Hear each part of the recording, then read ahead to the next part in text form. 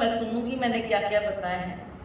बहुत नए नए लोग यहाँ आए हैं, आते हैं बीच बीच में, हम एक बार रिवाइज भी कर लेते हैं कि आज से पहले हमने क्या क्या ईश्वर से प्रार्थना की, कौन कौन से मंत्र थे बड़े ही संक्षेप में, और उनके नाम क्या थे और नाम के क्या रहस्य थे। सर्वप्रथम जो एक हम सबका उद्देश्य है, जिस उद्देश्य के लिए हम परम पिता परमात्मा के पास संध्या के मंत्रों के माध्यम से बैठते हैं, शारीरिक बल, सामाजिक बल और आत्मिक बल को प्राप्त करने के लिए हम संध्या करते हैं। सम भली प्रकार ध्यान मैंने ध्यान। लोग कहते हैं मेडिटेशन क्या होता है, ध्यान क्या होता है। संध्या के मंत्रों को आप लीजिए, किसी भी एक मंत्र को लीजिए और उस पर ध्यान लगाइए, चिंतन कीजिए, इतना आनंद आएगा कि दिल करेगा हम उठे ही नहीं। तो सबसे पहला जो मंत्र था आचमन मंत्र, उसमें हमने यही प्रार्थनाएं की और उसके बाद हमने अपने मन के घोड़े को घुमाना आरंभ किया। हमने यात्रा करनी आरंभ की। कहाँ से? जो सबसे नजदीक वस्तु है। कहाँ से आरंभ की? जो सबसे नजदीक वस्तु है। और मेरे सबसे नजदीक क्या है? मेरा ये शरीर, मेरी ये इंद्रियां। आचमन मंत्र के पश्चात इंद्रिय स्पर्श मंत्र और मार्जन मंत्र और प्राणायाम मंत्र, इन सब के माध्यम से हमने अपने शरीर की, अपने अंगों की यात्रा की। एक एक पर हमने चिंतन किया, मनन किया और परमात्मा से इसकी, इन इंद्रियों के बल के लिए, यश के लिए कामना की। और उसके माध्यम से हमने शारीरिक स्वस्थता की साधना की, मानसिक पवित्रता की साधना की, आत्मिक निष्पापता की साधना की। इस साधना के पश्चात जब हमने अपने पिंड को अच्छी प्रकार से देख लिया, ईश्वर से धन्यवाद कर लिया, तो पिंड से हम थोड़े बाहर आए और पिंड से हम कहाँ आए? ब्रह्मांड। पिंड से कहाँ आए? ब्रह्मांड। और ब्रह्मांड में हमने कौन सा मंत्र पकड़ा? अघमर्षण मंत्र। कौन से मंत्रों को पकड़ा? अघमर्षण मंत्र। और बड़ा ही आपको डिटेल में, बड़े ही विस्तार के साथ मैंने आपको बताया था कि अघमर्षण मैंने पापों को मसलना, किस प्रकार से ब्रह्मांड को देख करके हम अपने पापों को समाप्त कर सकते हैं, ये हमने आपके समक्ष रखा। अब उसके पश्चात क्या नंबर आया? मनसा परिक्रमा के मंत्रों का। इन मनसा परिक्रमा के मंत्रों के पहले हमने, जो आपको मैंने क्या बताया था कि शारीरिक स्वस्थता बहुत अधिक आवश्यक है। कोई भी कार्य करेंगे, यदि हम तरीके से बैठ नहीं पाएंगे, तरीके से सुन नहीं पाएंगे, तरीके से देख नहीं पाएंगे, तो हम कहीं भी सफल नहीं होंगे। ऋषिवर देव दयानंद ने भी शारीरिक बल को प्राप्त किया। ये सबसे बड़ी जीवन की चुनौती है। वो जो शरीर है वो मेरा अपना दिया नहीं, वो परमपिता परमात्मा का दिया है, एक धरोहर है, उसको हमने संभालना है। जब तक मेरा जीवन है उससे अच्छे अच्छे कार्य करने हैं। इसलिए हमने अब तक कोई साधना की और शारीरिक साधनाएं समाप्त हो गई। और उसके बाद दूसरी जो साधना थी, जैसा कि हम कहते हैं, यह आत्मदा, जो शरीर, आत्मा और समाज के बल का देनेहारा, और आर्य समाज के नियमों में कहा संसार का उपकार करना इस समाज का मुख्य उद्देश्य है। अर्थात शारीरिक, आत्मिक और सामाजिक उन्नति करना, सामाजिक उन्नति। और कल मैं आपके समक्ष इन मनसा परिक्रमा के मंत्रों के माध्यम से ये मैं बता रही थी कि सामाजिक बल किस प्रकार से आएगा। हमें सामाजिक बल की भी बहुत आवश्यकता है। प्रायः आत्मिक रूप से भी मजबूत, कई बार शारीरिक रूप से मजबूत होने के पश्चात भी हम समाज के क्षेत्र में फेल हो जाते हैं। और सामाजिक क्षेत्र में फेल होना हमारे लिए बहुत बड़ी पराजय है, क्योंकि जीवन यापन तो समाज में ही चलेगा ना। और समाज में यदि हम फेल हो गए, हमें सामाजिक संबंध निभाना नहीं आया, तो हमारा क्या लाभ? ये मैं कल आपके समक्ष बता रही थी। और इन 6 मंत्रों के माध्यम से मैंने आपको बताया कि दिशाएं, इन मंत्रों में क्या है? सर्वप्रथम दिशाएं, और फिर दिशा का अधिपति, फिर रक्षक, और चौथा था ईशु। इशु माने बाण, जिससे हमारी रक्षा होती है। चारों, ये नहीं, परमात्मा तो एक ही है, परमात्मा तो एक ही है, लेकिन 6 दिशाओं में हम अपने मन को घुमाते हैं, यानी कि हम सर्वत्र घुमाते हैं। हमारी दृष्टि एक तरफ नहीं, हमारी दृष्टि चहुमुखी होनी चाहिए। हमारी मानसिक दृष्टि चहुमुखी होनी चाहिए, बल्कि चहुमुखी भी नहीं, नीचे भी और ऊपर भी, सर्वत्र हमें ध्यान रखना है। सामाजिक क्षेत्र में जब हम आगे बढ़ते हैं तो पहला मैंने प्राची और दक्षिणा मंत्र आपके समक्ष रखा था। हम इसको थोड़ा सा अभ्यास के दोबारा कर लेते हैं। प्राची दिगग्नि रक्षिता, हमने क्या बोला कि पूर्व दिशा, और पूर्व दिशा वो नहीं जहां से सूर्य निकलता है। ऋषि दयानंद ने स्पष्ट रूप से लिखा कि जिस तरफ आप मुख करके संध्या उपासना करने बैठे तो वो आपकी पूर्व दिशा है, यानी कि प्रथम अवस्था, यानी कि सामने सामने जो चीज हमें सामने दिखाई दे रही है, पीछे नहीं हम देख पा रहे, किनारे पे हमें ऐसे करके देखना पड़ता है, इधर भी किनारे करके देखना पड़ता है, लेकिन सामने जो हमें मतलब बड़ी सरलता से स्पष्टता से जो दिख रहा है वही समझो हमारे लिए प्राची दिशा है। और उसका जो अधिपति है वो क्या है, प्राची दिगग्नि, अग्नि रूप परम पिता परमात्मा। और अग्नि का अर्थ मैंने मुख्य रूप से बताया था ज्ञानवान परमात्मा, है ना। जो ज्ञानवान परमात्मा है, जो अग्रणी परमात्मा है, जो हमें प्रकाश देने वाला परमात्मा है, वो प्राची दिशा का मुखिया है। यानी सबसे पहला मुखिया कौन है, ज्ञान स्वरूप परम पिता परमात्मा। हमारे जीवन में भी जब हम कुछ ग्रहण करने की बात सोचते हैं तो सबसे पहले हमें क्या चाहिए, ज्ञान। कोई भी कार्य करने लगेंगे सबसे पहले हमें क्या चाहिए, ज्ञान। ज्ञान कहिए, ज्ञान कहिए। प्राची दिगग्नि रधिपति रसितो रक्षिता, और असित का अर्थ मैंने क्या बताया था, परमात्मा प्राची दिशा में हमारी रक्षा कर रहा है। परमात्मा सब तक, लेकिन हम पहले एक तरफ हम चिंतन करते हैं, सामने से हमारी रक्षा कर रहा है। और असित का अर्थ बताए थे 2, मैंने रिवाइज कर रही हूँ। असित न सिति असित, सित मैंने बंधन वाला, और असित मैंने जो बंधन से रहित है। बंधन से रहित वो परमात्मा हमारी रक्षा कर रहा है। और एक और बात मैंने बताई थी आपको, असित, सित मैंने उजले, स्थिर, निर्मल, पवित्र, और असित मैंने काले, काले विचारों वाले। ऐसे जो लोग हैं वो, उनसे हमारी परमपिता परमात्मा रक्षा कर रहा है।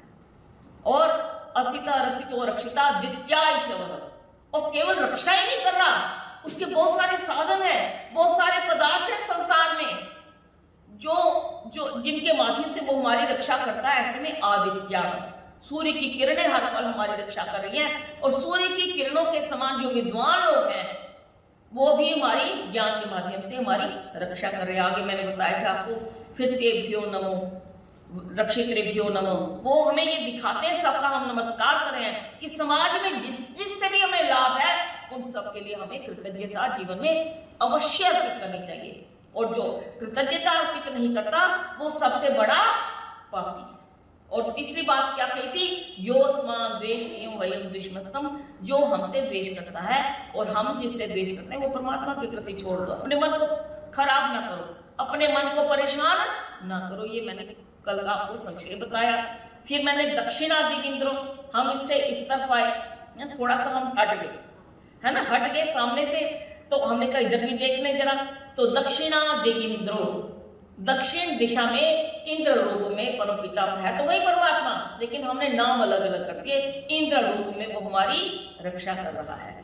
और ज्ञान के साथ हमें पराक्रम भी चाहिए, खाली ज्ञान से तो काम नहीं हो सकता ना, ज्ञान के साथ साथ हमारे भीतर बल भी चाहिए, बल भी चाहिए। इसलिए बल के लिए, क्योंकि दायां जो हाथ है वो बल का प्रतीक है। तुम में दक्षिणे हस्ते, दायां हाथ इतना बल होता है, इसमें इतना बल नहीं होता जितना इस हाथ में बल होता है। मैं क्या से क्या कर डालूं।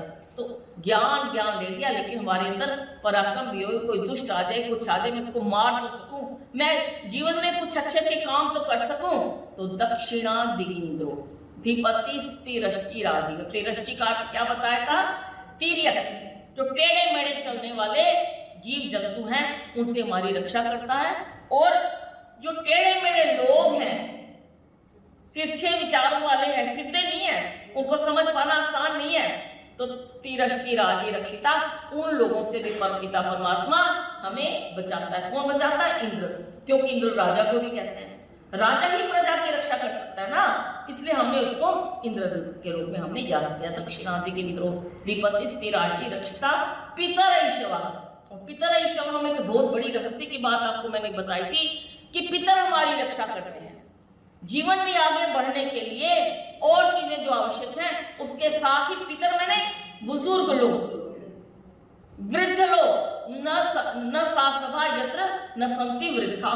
तो वो सभा नहीं है, यहाँ बड़े बुजुर्ग लोग ना हो, अनुभवी लोग ना हो, हमारे बड़े माता पिता जैसे लोग ना हो, और जिनके घरों में, जिनके जीवन में पितर लोगों का निवास होता है, पितर लोगों का आशीर्वाद होता है, वो जीवन में कभी असफल नहीं होता। वो लोग अनुभवों से जो हमें सिखा जाते हैं, वो बड़े बड़े ग्रंथ भी हमें नहीं सिखा पाते। उनके अनुभव इतने उत्तम होते हैं। वेद कहता है पितरैषव, वो बाणों के समान हमारी रक्षा करते हैं। बाकी सेम वर्ड, ये दो मैंने आपके साथ रिवाइज कर लिए। आज हम आएंगे तीसरे नंबर पर।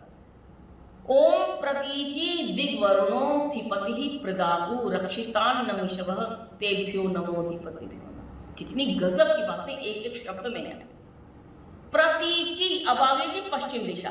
प्रतीचि का तात्पर्य हुआ पश्चिम दिशा में मैं चाहूं भी तो मैं कुछ देख नहीं पाता। देख पाते हैं जी? यदि हमने ऐसे किया तो ये दाहिने आ गया, ऐसे किया तो बाएं आ गया, तो पीछे तो मैं देख ही नहीं पा रही हूँ बिल्कुल भी। और सबसे अधिक आवश्यकता परमात्मा की कहाँ है? प्रतीचि दिशा में है। पीठ पीछे पता नहीं कितने षड्यंत्र हम मेरे खिलाफ चल रहे हैं, कितना कुछ मेरे पीठ में हो रहा है। और दूसरी बात, ऐसी चीजें हैं जिसको मैं देखना चाहकर भी नहीं देख पा रही हूँ, मुझे समझ ही नहीं आ रहा कि मुझे क्या करना है। वो सारी बातें अप्रत्यक्ष रूप से होती हैं और मुझे उसकी समझ नहीं आती। उससे रक्षा करना तो सबसे आगे, वहां से मुझे नुकसान हो जाए, शारीरिक रूप से नुकसान हो गया, कोई मुझे मार गया, मानसिक रूप से नुकसान हो गया, मुझे कोई मानसिक रूप से मुझे तंग कर गया, और बहुत सारी चीजें जो दिखाई नहीं देती लेकिन होती अवश्य है। तो उसके लिए किस परमात्मा को हमने याद किया? किस रूप में? परमात्मा को क्या, किस रूप में हमने याद किया? ओम प्रतीचि दिग्वरुणो धिपति। पश्चिम दिशा का जो स्वामी है वो वरुण है। अब वरुण का क्या काम है? सत्यार्थ प्रकाश को कल भी मैं बता रही थी, हवा समझ करके किनारे रख देते हैं। अभी मैं बच्चों को सत्यार्थ प्रकाश पढ़ाती हूँ, तो सबसे पहले प्रथम समास आरंभ किए और बच्चों को शब्दों के नाम याद कराने आरंभ कर दिए।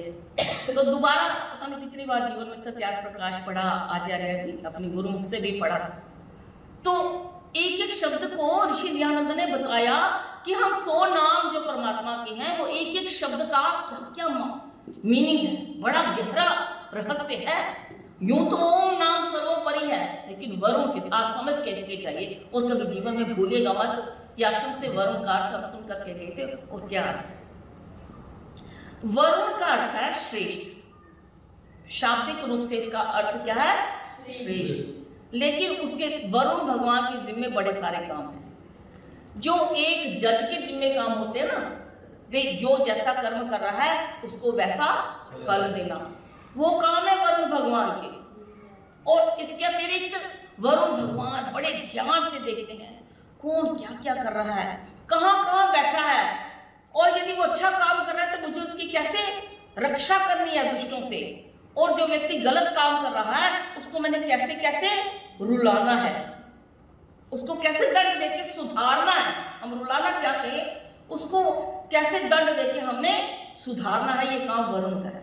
मंत्र पढ़ते हैं ना, ओम उदुत्तमं वरुणपाशमस्मदवाधमं विमध्यमं शथाय अथा आदित्यव्रते तवा नाकसोस्याम। इसमें भी यही कहा, देखो वरुण से प्रार्थना की कि वरुण भगवान के पाश, उसको कहते हैं बंधन, क्योंकि वरुण भगवान दुष्टों को पाश में बांध करके ऐसी सजा देता है कि फिर मनुष्य सोचता है मैं जीवन में कभी ऐसे पाप नहीं करूंगा। तो वरुण का संबंध पाश के साथ है। तो इस मंत्र में इतनी सुंदर प्रार्थना की गई, उदुत्तमं वरुण पाशमस्मदवाधमं विमध्यमं शथाय। कहते हे वरुण भगवान, आप तो हमारे सारे कर्मों को जानते हो। यदि हम कोई बुरा काम करते हैं उसको भी जानते हो, और बुरे का अच्छे काम करते हैं उसको भी जानते हो। तो आपके पास सर्वत्र फैले हुए हैं। एक एक शब्द पे ध्यान दीजिएगा। ओम मुदुत्तमम वरुण पाश मस्मद अबाधवम विमध्यमम। 3 प्रकार के पाश हैं वरुण भगवान के, ऊपर के, नीचे के, मध्यम के और नीचे के। जैसे तारें होती हैं उसमें करंट होता है, हमें दिखाई नहीं देता, और जब तार चिपकती है, जब करंट पड़ती है तो हमें पता चल जाता है इसमें करंट है। तो वरुण भगवान के पास है ना, उसको भी हम समझ नहीं पाते और गलत गलत काम करते हैं। जब हम वरुण भगवान जब करंट देते हैं तब हमें आता है हाय वाकई कुछ है सत्ता परमात्मा की। कई बार मनुष्य जीवन में बड़े पाप करता है, बहुत पाप करता है, और साथ के साथ सजा वरुण भगवान नहीं देते, और जब देते हैं उसका जो डंडा पड़ता है ना, फिर याद आता है कि वाकई ईश्वर जैसी कोई चीज संसार में है, तो वरुण का यही काम है। तो उस मंत्र में कितना सुंदर कहा, मेरे ऊपर वाले पाश, मेरे मध्यम वाले पाश और मेरे नीचे वाले पाशों को खोल दो भगवान, खोल दो। यानी कि मैं इन इंद्रियों से, आंखों से, नाक से, कान से, गले से, कंठ से जो भी पाप करता हूं, ये मेरे कौन से है, उत्तमम। और बीच वाले पेट के खातिर पाप पाप बुभुक्षितः किम न करोति पापम। भूखा बेचारा बड़े पाप करता है, तो वो मध्यम पाप है, मध्यम पाश है पेट के। और कुछ पाप नीचे से भी होते हैं, चल करके टांगों से जाना कहीं और था और गलत काम करने चला गया। कितना गलत घृणित काम किया उस संजय ने, जो संजय रॉय ने कलकत्ता में क्या किया उसको कहने की आवश्यकता नहीं है। तो वो तीसरा जो सबसे निकृष्ट पाप है वो नीचे वाला है। तो हमने वरुण भगवान से बार बार कहा कि वो तीनों प्रकार के पाशों को खोल दे। हम तो अनजान है, तो हम यदि हृदय से प्रार्थना करेंगे तो वरुण भगवान पूरी करेगा। तो हमने कहा प्रतीचि दिग्वरुणो धिपति ही अधिपति प्रदाकु रक्षिता। और प्रदाकु का अर्थ क्या है, थोड़ा सा याद कीजिए, याद रहेगा, कॉपी में नोट करेंगे। तो प्रदाकु का मतलब क्या है, लिपटने वाले, चिपकने वाले ऐसे जीव जंतु। कौन लिपटता है, अजगर। अजगर लिपट जाता है ना, पूरे शरीर में लिपट जाता है। और जोंक है ना, चिपक जाती है और खून को चूस लेती है। और लोग भी ऐसे बहुत सारे हैं, बड़े चिपकते हैं, इतना चिपकते हैं, इतना चिपकते हैं, लगता है कि हमारा सारा खून चूस लेंगे। बहुत से ऐसे चिपटने वाले, चिपकने वाले, तंग करने वाले, उसको हम एक शब्द में कह सकते हैं, हमें तंग, हर समय व्यथा पहुंचाने वाले ऐसे लोग प्रदाकु लोग हैं। इस प्रसंग में एक बात मैं आपको बता रही हूं, इन मंत्रों को पढ़ो, थोड़ी सी कठिन बात है लेकिन आपको समझ में आ जाएगी, क्योंकि संध्या के मंत्रों का तो अर्थ हमें अच्छी प्रकार से आना ही चाहिए। इन मंत्रों को मैं जब बार बार पढ़ती हूँ, समझती हूँ, तो एक बात मैंने इसमें देखी, क्योंकि मैंने आपसे क्या कहा, इन मंत्रों के माध्यम से हम सामाजिक बल की याचना करते हैं। क्या देखी, थोड़ी थोड़ी संस्कृत जो जानने वाले उनको मालूम है, जिससे डर लगता है, जिससे डर लगता है उसमें पंचमी विभक्ति होती है। उसमें क्या विभक्ति होती है, पंचमी, जो जिससे हम डरते हैं, जिससे हम तंग होते हैं। और लेकिन ये जहां जितने भी है ना रक्षिता, तो यदि मैं उससे मेरी रक्षा करो, तो जो रक्षिता से पहले जो शब्द है उसमें पंचमी होनी चाहिए, लेकिन इन मंत्रों में कहीं भी पंचमी नहीं है। अर्थात परमात्मा क्या बताना चाह रहा है, ये जितने भी लोग हैं आपको तंग करने वाले, उससे मैं रक्षा नहीं करता, वो सारे के सारे तुम्हारे रक्षक है। ये तुम्हारी कला है, ये तुम्हारी प्रतिभा है कि बुरे से बुरे व्यक्ति भी तुम्हारी रक्षा करने वाले बन जाएं। दुष्टों को भी तुम अपना बना लो। ये तुम्हारी अपनी कला है, अपनी प्रतिभा है, अपनी व्यावहारिकता है, अपनी सामाजिकता है। कहीं भी पंचमी विभक्ति नहीं है। हमारे विद्वान लोगों ने इसी प्रकार का अर्थ किया कि भाई ये सारे परमात्मा ने जितनी भी संसार में चीजें, कल भी मैं आपको बता रही थी, वस्तुएं दी, वो कोई भी गंदी वस्तु नहीं है। एक पशु पक्षी जो हमें बंदर गुर्राता है या कुत्ता भौंकता है या सांप हमें मारता है, ये केवल अपनी रक्षा के लिए। ये किस लिए, उनको ऐसा एहसास है, तो जानवर ही, उनको ये एहसास होता है कि ये व्यक्ति मुझे कष्ट पहुंचा रहा है, तो वो हमें मारने की दृष्टि से नहीं मारता, बल्कि वो आत्मरक्षा करता है। अपने को अपनी रक्षा करने के लिए वो हम पर घूरता है, वो हमें नुकसान नहीं पहुंचाना चाहता। और बड़े बड़े ऐसे उदाहरण हैं इतिहास में कि हमारे ऋषि मुनि लोग तपस्या करते थे, शेर आकर के नमस्कार करके चले जाते थे, ऐसे बहुत सारे हैं। तो इन मंत्रों के माध्यम से ये सामाजिकता हम सीखे कि संसार में जितने भी बुरे लोग हैं हमें जो दिखते हैं, या जो दुष्ट लोग हैं, या ये जीव जंतु दुष्ट हैं, जो विषैले हैं, ये सारी हमारी रक्षा के लिए हुई। जैसे मैंने बताया था कि जो सांप इत्यादि है वो सारी की सारी जितने विषैली जो हवा है उसको वो खुद ले लेते हैं और हमें अच्छी वायु प्रदान करते हैं। तो मैं बता रही थी प्रतीचि दिग्वरुणोधिपति, बड़ी जल्दी घड़ी तो ऐसे भागती है ना प्रतीचि दिग्वरुणोधिपति प्रदाकु रक्षिता, जो प्रदाकु टाइप के लोग हैं, जो चिपकने वाले हैं, जो चूसने वाले हैं, जो हमें व्यथित करने वाले हैं, वो हमारी रक्षा के लिए परमात्मा ऐसा करो कि वो हमारी रक्षा करने वाले बन जाए, ठीक है। और रक्षक ही जब भक्षक बन जाता है तब तो उल्टा हो जाता है ना, और भक्षक यदि रक्षक बन जाए तो सबसे बढ़िया। प्रतीचि दिग्वरुणोधिपति प्रदाकु रक्षी तान्नमीशव।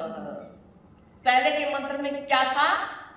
प्राची में पितरैषव, और दक्षिणा में दक्षिणा दिगिंद्रोधिपति स्थिराजी रक्षिता। पहले था ज्ञान, ज्ञान जो आदित्य था, आदित्य जो थे वो हमारे ईश्वर हमारा ज्ञान देते थे। ज्ञान बहुत जरूरी है, ये निश्चित रूप से है, लेकिन ज्ञान के बाद दूसरा था बल, दूसरे में था दक्षिण बल, है ना, बल जो है बलम ईश्वर, और तीसरी यहाँ बात है अन्नम ईश्वर। देखो वेद क्या संकेत दे रहा है कि पहला कार्य है ज्ञान अर्जन करना। पहला कार्य क्या है? ज्ञान अर्जन। ज्ञान को प्रथम अवस्था में रखो और दूसरी अवस्था में किसको रखो? बल को रखो। और अन्न जो जीविकोपार्जन है, जो साधन है जीविकोपार्जन के, अन्न है, भोजन है, ये तीसरे नंबर पर। अन्न को प्राथमिकता दी तो काम गड़बड़।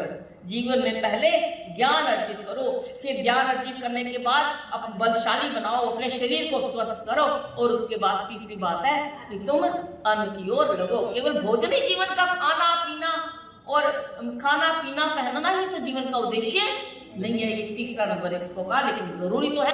तभी तो कहा अन्नम ईश्वर, जो अन्न है वो हमारी ईशु के समान रक्षा करता है। बाकी से तेभ्यो नमो अधिपतिभ्यो, उन सबको हम नमस्कार करें, संसार की सारी शक्तियों को हम नमस्कार करें। कल का दिन है, इसलिए मैं प्रयास करूंगी इसको थोड़ा सा समाप्त किया जाए। अब आप बड़े प्रबुद्ध हैं, सब समझ रहे हैं, सबको समझ में आ रहा है।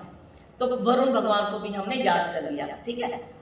प्राची दिग्ग्नि अग्नि रूप परमात्मा को याद किया, दक्षिणा दिगिंद्रो इंद्र को याद किया, और प्रतीचि दिग्वरुणो वरुण को हमने याद किया। अब आइए उदीची, एक एक शब्द में कितना रहस्य है।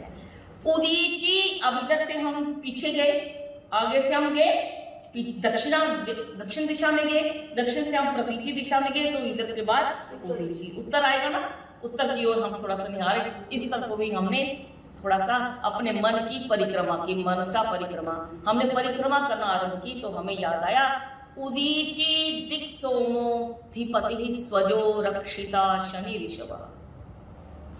अब उत्तर में क्या है जी? हमारा हार्ट, हमारा दिल, हमारी सौम्यता। हृदय तो भावनाओं का प्रतीक है। हृदय किसका प्रतीक है? भावनाओं का प्रतीक है, प्यार का प्रतीक है, करुणा का प्रतीक है। तो फिर हम थोड़ा सा करुणा वाले ईश्वर को याद करेंगे ना, और करुणा वाला ईश्वर कौन सा है? सोम देवता। अग्नि और सोम, इन दोनों का तो संबंध है। अग्नि में पराक्रम होता है और सौम्य में सौम्यता होती है। तो उदीची दिक् सोमो, उदीची उत्तर दिशा में आकर के फिर हमने सोम देवता, सोम रूप परमपिता परमात्मा को याद किया, जिसमें कि सौम्य तत्व है। उदीची दिक् सोमोधिपति ही स्वजो, स्वज कहते हैं परमपिता परमात्मा को। स्वज, जिसको कोई संसार की ताकत नहीं बनाती, वो स्वयं ही उत्पन्न होता है। स्व मैंने स्वयं, ज मैंने उत्पन्न होना, स्वज, और वो परमात्मा स्वज के रूप में हमारी रक्षा करता है। और दूसरा अर्थ स्वज का क्या है? कई कीड़े मकोड़े अपने आप पैदा हो जाते हैं, होते हैं ना स्वज, अपने आप ही पैदा होते हैं। जैसे प्रातः काल चर्चा हो रही थी, कल चर्चा हो रही थी ना कि कुछ जो है आटा बंद है, बिल्कुल बंद है, पता नहीं कहाँ से पैदा हो गए, है, सिर में जुएं पता नहीं कहां से पैदा होगी। तो इन सारे जीव जंतुओं को क्या बोलते हैं? स्वज। स्वज माने अपने आप पैदा होना। उदीची दिक सोमो धिपति ही स्वजो रक्षिता, वो स्वज बन करके हमारी रक्षा करता है। और जो अपने आप जीव जंतु पैदा होते हैं वो भी हमारे रक्षक हों, ये अर्थ हुआ। उदीची दिक सोमो धिपति स्वजो रक्षिता शनि ऋषभ। शनि नहीं है, शब में बीच में एक अशनि ऋषभ। बिजली जो चमकती है वो बिजली हमारे लिए बाण के तुल्य हमारी रक्षा करती है। बिजली की आवश्यकता है, ये सारी हम जो बिजली जला रहे हैं ये ना हो तो कैसे हमारी रक्षा होगी? तो बिजली हमारी रक्षक है।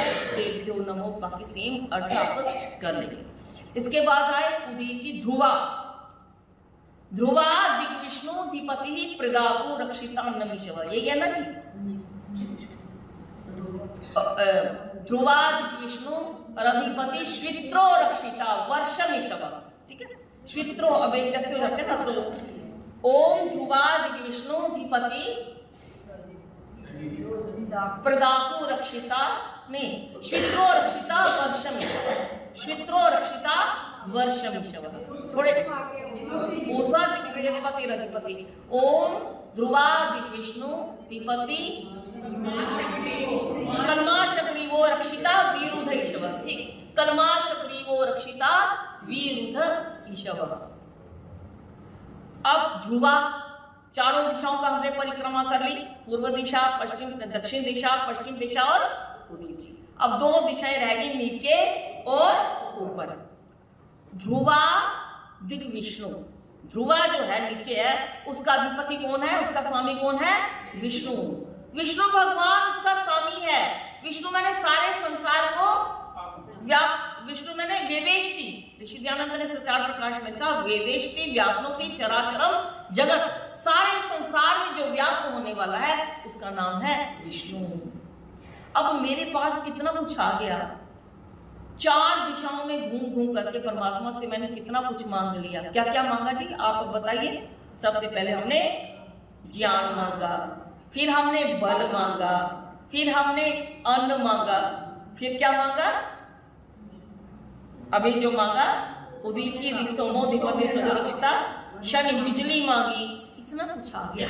अब मैं ये सोचने लगा कि हाय मेरे पास तो बड़ा कुछ आ गया, अब मुझे आवश्यकता किस चीज की है?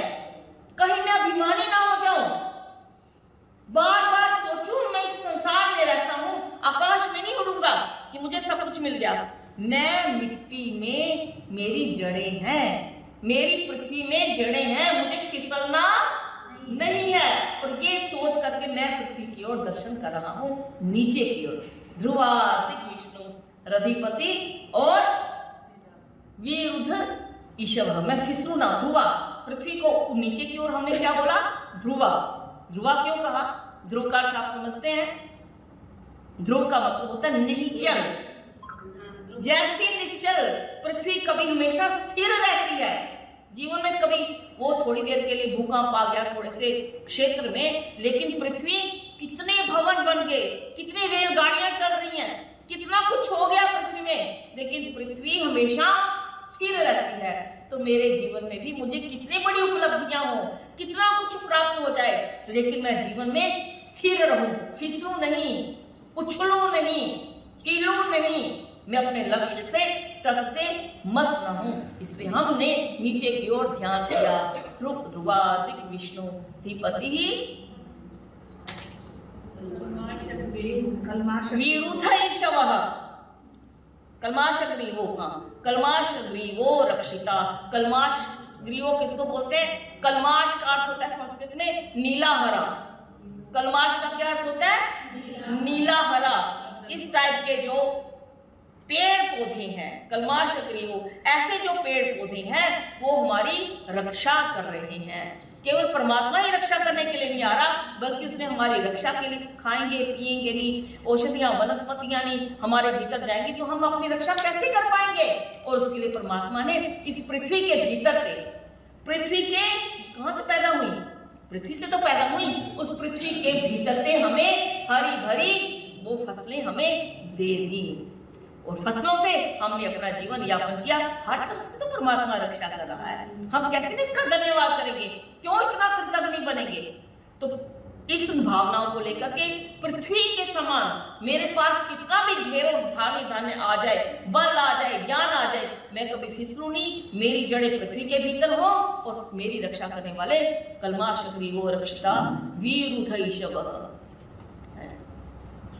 और उसके बाद ऊर्ध्वा, बाद में क्या आया, ऊर्ध्वा बृहस्पतिरधिपति श्वित्रो रक्षिता वर्षमीश्वर। अब नीचे से तो रक्षा हो गई, अब ऊपर से भी रक्षा चाहिए। ऊपर से भी हमें क्या चाहिए, रक्षा चाहिए। और ऊपर से रक्षा करने वाला कौन है, ओम ऊर्ध्वादि बृहस्पति। ऊपर की दिशा में बृहस्पति, बृहताम पति, जो सारे संसार का स्वामी है। बृहस्पति का मतलब क्या हुआ, सारे संसार का जो स्वामी है, वो केवल नीचे से नहीं, ऊपर से भी मेरी रक्षा कर रहा है। ऊर्ध्वादि बृहस्पतिरधिपति श्वित्रो रक्षिता, वो बड़ा ज्ञानवान है, बड़ा प्रकाशवान है, वो हमारी रक्षा कर रहा है। और क्या कहा अंत में, वर्षमीश्वरः। और किससे हमारी रक्षा करता है जी, वर्षा। अरे विरुद्ध भी लगा दी, लताएं भी हो गई, सब कुछ हो गया, लेकिन ये जल नहीं बरसेगा तो विरुद्ध कहां से होंगी। परमात्मा ने कितनी न्यारी व्यवस्था हमारे लिए, किस दिशा में हमारे लिए व्यवस्थाएं नहीं की, और किस तरफ परमिता परमात्मा का ध्यान नहीं है। वर्षमीश्वरः, उसने नीचे से तो फसलें उगाई, नीचे से अन्न उगाया, और ऊपर से उसने अमृत बरसाया। न पाया किसी ने तेरा पारवारा, तेरी जय जय करता है संसार सारा। कहां से उतारी है पानी की धारा, सभी जीव जंतु हैं भरपेट खाते, कहां खोल रखा है तूने भंडारा। न आकाश में कोई दिखे समुंदर, कहां से उतारी सीधे सीधे, ऐसे लगता है जैसे कोई छानी सी लगा के रखी है। और ऐसी धाराएं ऊपर से जब नीचे जमीन में गिरती हैं तो देखते ही आनंद उमड़ आता है। और जिस समय फसलें होती हैं, उग रही हैं, उनको पानी चाहिए, किसान बड़े तेजी के साथ इंतजार कर रहा है कि परमात्मा तुम बरसो। और मैया बरस बरस रसवारी मैया, और मैया कैसे अमृत बरसा करती है। और ये सारे के सारे कितने सुंदर सुंदर मंत्र हैं। घड़ी की सुई इतनी तेजी के साथ भागती है ना, बहुत सारी बातें सोची होती है, वो फिर बड़े संक्षेप में आपको बताई। हम फिर से एक बार दोहरा लें, खाली इन मंत्रों के माध्यम से मन की परिक्रमा करते हुए इन बातों को हम याद रखेंगे कि हम सभी सामाजिक प्राणी हैं। और दूसरी बात, वो परमपिता परमात्मा दुष्टों को दंड देता है, धर्मात्माओं को आश्रय देता है। और सामाजिक संबंध हम किस प्रकार से निभा सकते हैं, किस प्रकार से वो हमारी रक्षा कर रहा है, हमारी सहायता कर रहा है। ज्ञान प्रथम है, अन्न दूसरा है, और हम संभल करके रहें। हमारी दृष्टि चहुओर होनी चाहिए, हर व्यक्ति के प्रति हमारी कृतज्ञता होनी चाहिए। इन सब भावों को हम इन मनसा परिक्रमा के मंत्रों के माध्यम से ध्यान रखें। और आप सबका बहुत बहुत धन्यवाद। आपने सुना, तो कल आप सेवा में उपस्थान मंत्रों को बड़े